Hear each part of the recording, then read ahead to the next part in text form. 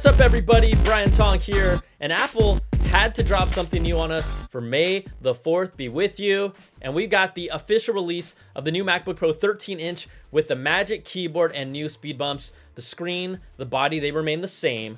The specs are really nice for a 13-inch, and we'll get to that in a bit, but the biggest thing here, the Magic Keyboard. Now, it has its updated scissor switch mechanism that first arrived on the 16-inch MacBook Pro, then the MacBook Air earlier this year, then the iPad Pro's Magic Keyboard. Well, it's now finally on the 13-inch MacBook Pro, and it's really the end of the butterfly-style keyboard era. I find it funny how after all these years, all of a sudden people are realizing it wasn't that good.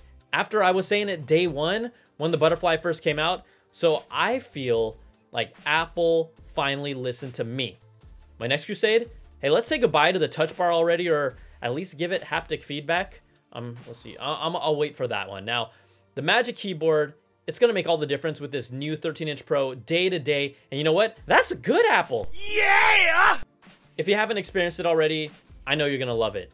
Now, under the hood, it brings more power than it's ever had with the latest 10th gen Intel quad-core processors that go up to a 2.3 gigahertz Core i7. Plus, you get an 80% boost for faster graphics performance with integrated Intel Plus Iris graphics. But if you're curious to kind of stack this up, the current 16-inch MacBook Pro brings a 9th gen Intel 8-core processor that goes up to 2.4 gigahertz Core i9. I don't have any benchmarks to make a side-by-side comparison at this point, but you're still going to be getting a lot more power in the 16-inch Pro. Now, we are expecting that one to get its own performance upgrades later this year. But the returning cast of characters for the 13 are here. You have the Retina display with True Tone and support for P3 wide color gamut, and then you have Touch ID on the touch bar. It's 802.11 AC Wi-Fi, so there's no Wi-Fi 6 here if you're wondering, and then you get Bluetooth 5.0.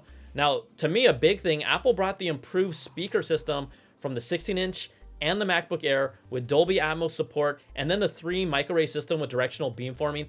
That allows you to record quality audio directly from your 13-inch, and this is probably the most underrated improvement, the speakers and the mic, because it just sounds so much better. So the Magic Keyboard and the speakers are really the two things that you're gonna notice the most every time you use this. And I know a lot of you have been waiting patiently. You read the rumors, you watch this video, you've been waiting for 14-inch MacBook Pros to come. Well, I'm gonna tell you right now, you're gonna have to keep waiting, and maybe they release it this year. We just don't know. But to me, the smart bet is because of how this year is going with the effect of the coronavirus pandemic, Apple might just wait until 2021 to release it, because I don't think there's any rush for them to do it.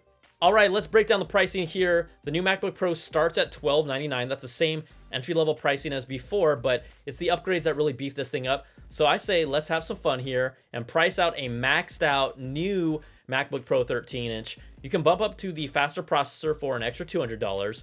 Let's just max out the memory to 32 gigs of RAM for $400 more. That's a first on the 13-inch MacBook Pro. And if you want to go beast, hey, 4 terabytes of storage, that's a first also here, double what it previously did. That'll be an additional $1,200. So that comes to a grand total of $3,599 before tax. And then you have $269 for Apple Care if you want to go there.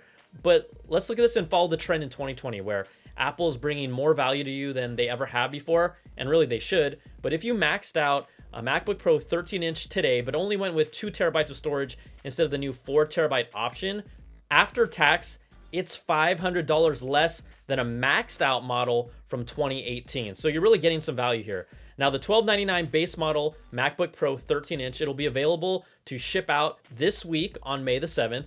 If you're looking for the faster 10th generation Intel processor model, that starts at $1,799. That will be shipping starting on May the 14th. But overall, this is another product that Apple just hasn't made any major changes, but has really fine-tuned it for 2020. And if you've been in the market for an upgrade, you've been waiting for something like this, and you just love the 13-inch MacBook Pro form factor, plus you throw in the ecosystem, I think that this is going to be a great machine for you. So there's my first reactions, the hot takes to the new 13-inch MacBook Pro. It looks solid, it looks like a great upgrade, and I don't think you can really go wrong if this is what you've been looking for. So if you like this video, give me that thumbs up, subs up, and hit that notification bell, ding, to get all my videos when they drop. And if you want to get more of that Apple goodness, you want to check out my Apple Bits XL audio podcast, where we just go deep dive with these stories and more with special guests. Plus, I'd love your support at patreon.com/BrianTong. All my work is independent. It supports the podcast and all of my content. So thanks so much for watching, everybody. Take care, and we'll talk to you soon. Peace.